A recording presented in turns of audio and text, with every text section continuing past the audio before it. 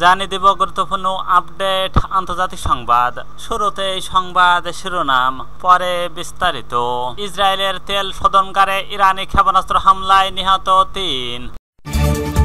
এরপর জানিয়ে দেব গাজায় ইসরায়েলি বর্বরতা থামছেই না, নিহত ৬২,০০০। আরো জানিয়ে দেব একজন ইসরায়েলের বদলে ৫০ জন ফিলিস্তিনিকে মরতে হবে। আরো যা থাকছে, ভারত পাকিস্তান যুদ্ধবিরতি যে কোনো সময় ভেঙে যেতে পারে যুক্তরাষ্ট্র। সর্বশেষ জানিয়ে দেব ইউক্রেন ইস্যুতে বৈঠকে বসছেন ইউরোপীয় নেতারা, ট্রাম্পের মুখোমুখি হতে প্রস্তুত জেলেনস্কির। এতক্ষণ শুনছিলেন সংবাদ শিরোনাম, এবার বিস্তারিত। তার আগে অনুরোধ থাকবে আজকের এই ভিডিও সম্পর্কে আপনার মূল্যবান মতামত। ভিডিওটি ভালো লাগলে লাইক, কমেন্ট ও শেয়ার করে সবাইকে দেখার সুযোগ করে দিন এবং জানিয়ে দিন আপনি কোথা থেকে আমাদের এই সংবাদ শুনছেন এবং দেখছেন। ইসরায়েলের তেল শোধনাগারে ইরানি ক্ষেপণাস্ত্র হামলায় নিহত ৩। ইসরায়েলের একটি সংবাদ মাধ্যম জানিয়েছেন গত ১৭ জুন ইরানের একটি ক্ষেপণাস্ত্র ইসরায়েলের বাজান ও রিফাইনারিতে তেল শোধনাগারে আঘাত হানে। এতে ৩ জন নিহত হয়। বার্তা সংস্থা মের সোমবার ১৮ আগস্ট প্রকাশিত এক প্রতিবেদনে এই তথ্য জানিয়েছেন। হিব্রু ভাষার দৈনিক ইসরায়েল হায়ম তাদের এই প্রতিবেদনে বলেছে ১৭ জুন ভোরের আগে রাজান ও রিফাইনারিতে ইরানি ক্ষেপণাস্ত্রটি আঘাত হানে। এতে ভেতরের একটি কক্ষে অবস্থানরত ৩ জন ধ্বংসস্তূপে ও আগুনের মধ্যে আটকা পড়ে প্রাণ হারান। ইসরায়েল পত্রিকাটি আরো জানিয়েছেন এই হামলায় ইসরায়েলের জ্বালানি স্থাপনা ও আলোকসজ্জা ব্যবসায় ব্যাপক ক্ষতি হয়। ফলস্বরূপ বাজান ও কর্তৃপক্ষ এক ঘটনায় জানান যে তাদের সব স্থাপনা সম্পূর্ণভাবে বন্ধ করে দেওয়া হয়েছে এবং আগামী কয়েক মাসে ধীরে ধীরে উৎপাদনে ফিরবে। কোম্পানিটি ধারণা করছে ইরানি ক্ষেপণাস্ত্র হামলায় প্রায় ১৫০ থেকে ২০০ মিলিয়ন ডলারের ক্ষতি হয়েছে। উল্লেখ্য যুদ্ধবাজ ও দখলদার ইসরায়েল গত ১৩ জুন থেকে টানা ১২ দিন ইরানের সামরিক, পারমাণবিক ও আবাসিক এলাকায় বিমান হামলা চালিয়ে আগ্রাসী যুদ্ধ শুরু করে। এরপর ২২ জুন যুক্তরাষ্ট্র ইরানের নাতানজ ও ফোর্ট ইস্পাহানে অবস্থিত ৩টি পারমাণবিক স্থাপনায় হামলা চালায়। ইসরায়েলের ওই আগ্রাসনের জবাবে ইরানি সামরিক বাহিনী তাৎক্ষণিক পাল্টা আক্রমণ শুরু করে। ইসলামী বিপ্লব গার্ড বাহিনীর IRGC এয়ারোস্পেস ফোর্স 2 প্রমিস ৩ অভিযানের অংশ হিসেবে ইসরায়েলের দখলকৃত ভূখণ্ডে ২২ দফা পাল্টা ক্ষেপণাস্ত্র হামলা চালায়, যাতে ইসরায়েলের ব্যাপক ক্ষয়ক্ষতি ডেকে আনে। এছাড়া মার্কিন হামলার জবাবে ইরানি সশস্ত্র বাহিনী কাতারের আল উদেই এয়ার বেসে, যা পশ্চিম এশিয়ার যুক্তরাষ্ট্রের সবচেয়ে বড় সামরিক ঘাঁটি, একাধিক ক্ষেপণাস্ত্র নিক্ষেপ করে। এর পরের দিনে যুদ্ধ বিরতির আহ্বান জানান যুক্তরাষ্ট্র, যা ২৪ জুন থেকে কার্যকর হয় এবং সংঘর্ষ থেমে যায়। গাজায় ইসরায়েলি বর্বরতা থামছেই না, নিহত ৬২,০০০। ফিলিস্তিনের অবরুদ্ধ গাজা উপত্যকায় ত্রাণের সন্ধানে গিয়ে ১৪ জন ইসরায়েলি হামলায় একদিনে আরো অন্তত ৪৭ জন নিহত হয়েছেন। একই দিনে ওয়ানাহার অপষ্টিতে আরো ৭ জন প্রাণ হারিয়েছেন। রোববার ১৭ আগস্ট এক প্রতিবেদনে এই তথ্য জানিয়েছেন বার্তা সংস্থা আনাদোলু। বার্তা সংস্থাটি জানিয়েছেন গাজা স্বাস্থ্য মন্ত্রণালয়ের হিসাব অনুযায়ী গত ২৪ ঘন্টায় হাসপাতালগুলোতে ৪৭ জনের মরদেহ পৌঁছেছে এবং আহত হয়েছেন আরো ২২৬ জন। এই নিয়ে গাজায় ইসরায়েলি আগ্রাসনে নিহতের সংখ্যা বেড়ে দাঁড়িয়েছে কমপক্ষে ৬২,০০০। আহতদের মোট সংখ্যা ১,৫৫,৮৮৬ জন। মন্ত্রণালয়ের বিবৃতিতে বলা হয় বহু মৃতদেহ এখনো ধ্বংসস্তূপের নিচে বা রাস্তায় পড়ে আছে, কিন্তু উদ্ধারকর্মীরা সেখানে পৌঁছতে পারছেন না। একজন ইসরায়েলের বদলে ৫০ জন ফিলিস্তিনিকে মরতে হবে।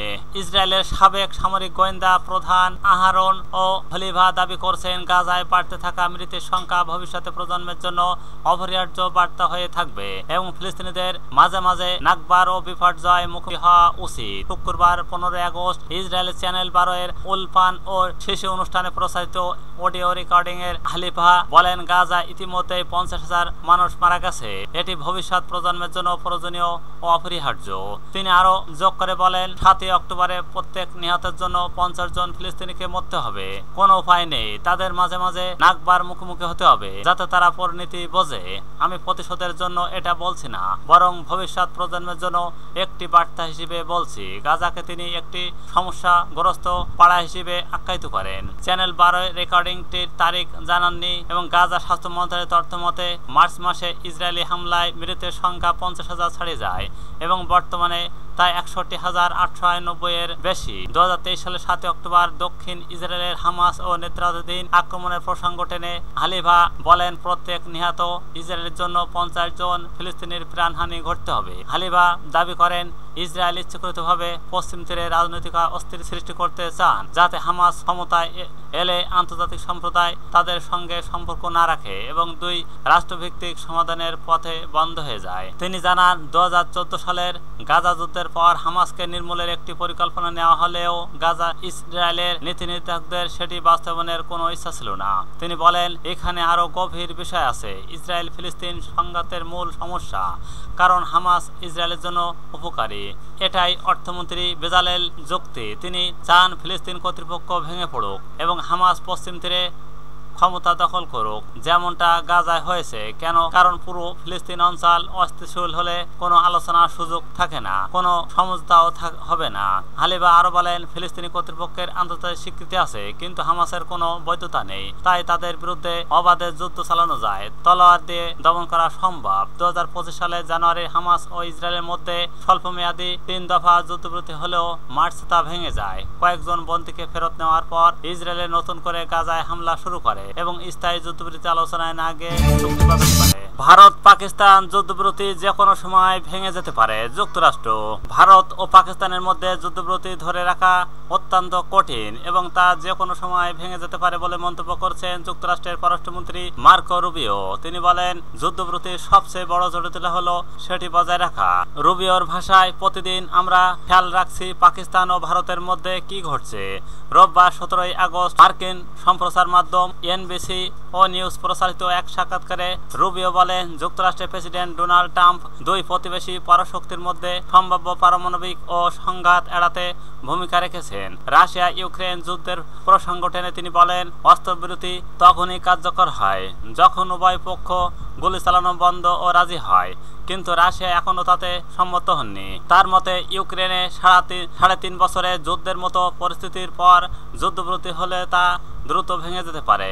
তবে লক্ষ্য কেবল অস্ত্রবিরতি নয়, বরং এমন এক শান্তি চুক্তি যা বর্তমানে যুদ্ধ রোধ করবে এবং ভবিষ্যতেও সংঘাত এড়াবে। ফক্স বিজনেসকে দেওয়া আরেক সাক্ষাৎকারে রুবিও আবারও ট্রাম্পের দাবির প্রতিধ্বনি করে বলেন, আমরা ভাগ্যবান যে আমাদের একজন প্রেসিডেন্ট আছেন যিনি শান্তিকে অগ্রাধিকার দিয়েছেন। আমরা তা দেখছি কম্বোডিয়া ও থাইল্যান্ডে, ভারত পাকিস্তানের মধ্যে, রোয়ান্ডা ও কঙ্গোতে। বিশ্ব জুড়ে যেখানে সুযোগ পাওয়া যায় আমরা শান্তি প্রতিষ্ঠার চেষ্টা চালাবো। প্রেসিডেন্ট ট্রাম্প 10 মে সামাজিক যোগাযোগ মাধ্যমে দাবি করেছিলেন, দীর্ঘ আলোচনার পর যুক্তরাষ্ট্রের মধ্যস্থায় ভারত পাকিস্তান তাৎক্ষণিক পূর্ণাঙ্গ যুদ্ধবিরতিতে পৌঁছেছে। এরপর থেকে প্রায় 40 বার তিনি বলছেন যে তিনি ভারত পাকিস্তান সংঘাত মিটিয়ে দিয়েছেন এবং দুই দেশকে আশ্বস্ত করেছেন সংঘাত থামালে আমেরিকা তাদের সঙ্গে বড় অঙ্কের বাণিজ্য করবে। গত শুক্রবার রুশ প্রেসিডেন্ট ভ্লাদিমির পুতিনের সঙ্গে বৈঠকের দিন ট্রাম্প বারবার একই দাবি পুনরাবৃত্তি করেন এবং দিল্লির রাশিয়া তেল কেনার প্রসঙ্গ তোলেন। ট্রাম্পের ভাষায়, ভারত ও পাকিস্তান যুদ্ধবিরতি যুদ্ধ বিমান ব্যবহৃত করেছিল, সেটি পারমাণবিক পর্যায়ে চলে যেতে পারত। আমি সেটি ঠেকিয়েছি, কিন্তু খুবই খারাপ, আর আমি তা এড়ানোর চেষ্টা করি। যুক্তরাষ্ট্রের শক্তিকে আমি সেই কাজেই ব্যবহার করি। অন্যদিকে পাকিস্তান প্রকাশ্য যুক্তরাষ্ট্রের দাবির সঙ্গে সুর মিলেছে এবং ট্রাম্পকে কর্তৃত্ব দিয়েছে।